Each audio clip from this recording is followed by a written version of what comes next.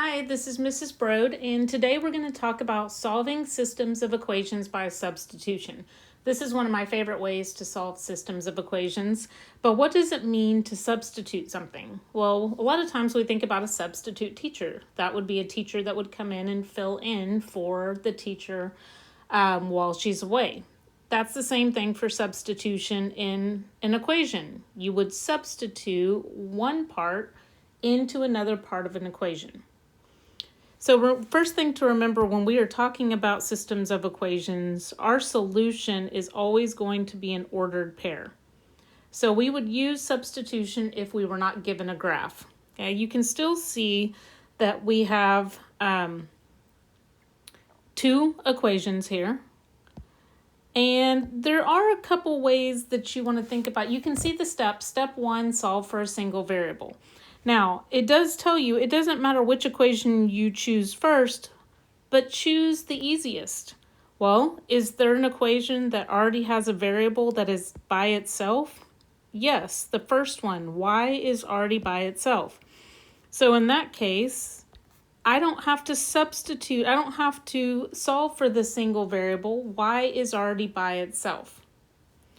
So my second step would be to substitute and solve by using the second equation, this one that we didn't already use, and substituting the first equation into it. So I'll show you what I mean. The second equation was x plus y equals 8. Well, for the first equation, we know the value of y. The value of y is 3x. We can't solve if we have two different variables. So what we are going to do is we are going to substitute this 3x in for y. And then that way my whole equation is based on x's, and I can solve for x. So I have x. I am substituting 3x in for y because we already know that that's the value of it. And I get equals 8. Well, now we can combine like terms. X plus 3x is 4x equals 8. I'm going to divide by 4, and I'm going to get x equals 2. So be super careful. That is not the final answer. If you remember, our answer has to be an ordered pair. That is only the first part of our solution. We now need to know what y is. So the third step is to find other value and write a solution. So plug the value into either equation to find the other coordinate. Well, I'm going to use this first one because that one looks pretty easy. So if I know that x is 2, I'm going to replace x in this problem with 2. And I get my y value to be 6. So now I know what my x is and I know what my y is. I need to write them as an ordered pair. And again, you can very quickly and very easily check your answers by plugging in each part. 6 equals 3 times 2. Yes, that's true. Or 2 plus 6 equals 8. That is also true. So that ordered pair worked for both equations. So I know that might seem a little strange, a little different at first, but we're going to work a couple more examples to get the feel for it. And you can see in the notes, we do have it set up step by step for you, so you know what you should do first and what you should do second and so on. So let's look at the second example. So my first step is I want to solve for a single variable. So we want to look and see if there's any easy answers. And there's really not. There's nothing by itself. But we do see that this y and this x do not have a coefficient in front of it or another number in front of it. So that would probably be the easiest to isolate. You could choose either of those equations, but I'm going to choose this first one. And I'm going to choose to solve for y because y does not have another number in front of it. So it'd be pretty easy to get it by itself. So I'm going to subtract 2x from both sides. And I have that the value of y is negative 2x plus 9. So I've used my first equation. That means that I am going to use my second equation in step 2, which is to substitute the first value in for the second.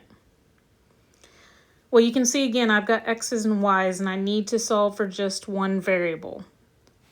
What I can also see is that y is negative 2x plus 9.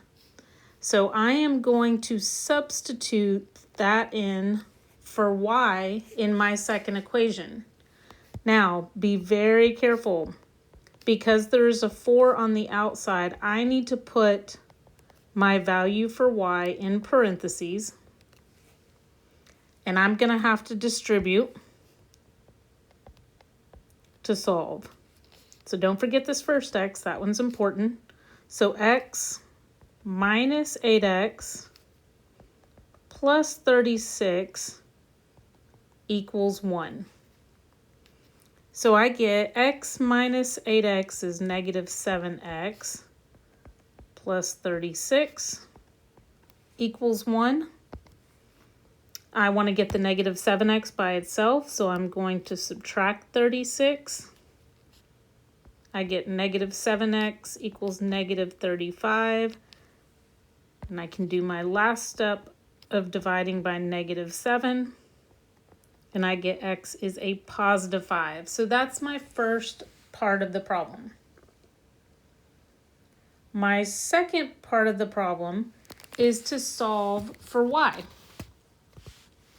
So pick one of your original equations. So I'm going to choose 2x plus y equals 9. And I am going to substitute my value for x, which I just found out to be 5. So I can say 2 times 5 plus y equals 9 is 10 plus y equals 9. I can subtract 10 from both sides, and I can see that y is equal to negative 1. So don't forget to put it all together. Oops, sorry. X, the value of x is 5. And the value of y is negative 1. So my ordered pair is 5, negative 1. So since I had to do so much work on this, I definitely want to plug this back into each equation just to make sure that I am doing the right thing, or that I came up with the right answer. So here I'd have 2 times 5 minus 1 equals 9. Well, 2 times 5 is 10, minus 1 does equal 9. That one works out. Here I've got 5 plus 4 times negative 1 equals 1. Well, that would be 5 minus 4 equals 1. It does work out. So a couple people might be wondering, well, what happened if I started with the second equation first and got the x by itself? Would it work out? Absolutely, it would work out.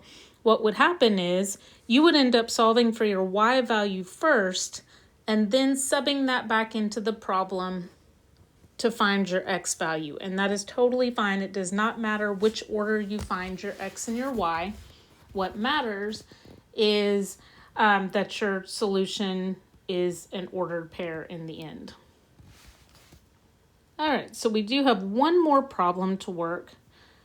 We can see that we don't have any variables that are already by themselves, but there is one equation that would be easier to solve for a single variable, and that would be this top equation. Because if you notice, b is already with a coefficient of 1, or negative 1 in this case. The second equation is a little more difficult because we would have to isolate the a or the b, and they already have coefficients in front of them. So I am not going to choose that second equation to solve for a single variable. I am going to choose this top one. And I am going to solve it just like I would if I was trying to get something into slope-intercept form. And I would get negative b equals negative 2a plus 1, but I don't want that negative in front of that b. So I would get b equals a positive 2a minus 1. So now I know what the value of b is. It is 2a minus 1. So I must take that second equation now and plug in what I know is the value of b. And I'm going to plug it in right here for b. So I'm going to substitute that into the problem. So what that gives us, let me go ahead and erase that line so we can see, is 5a minus 3 times, now remember that b is the same as 2a minus 1, and that's all going to be equal to 0. So just like in the last problem, I'm going to have to distribute. Don't forget you're distributing a negative 3. So I've got 5a minus 6a, and then negative times a negative makes a positive 3.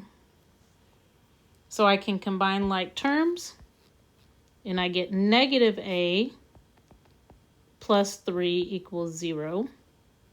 Now I want to get a by itself. So I get negative a equals negative 3. Remember, we don't want a negative on that a. So I divide everything by negative 1, and I get a equals a positive 3.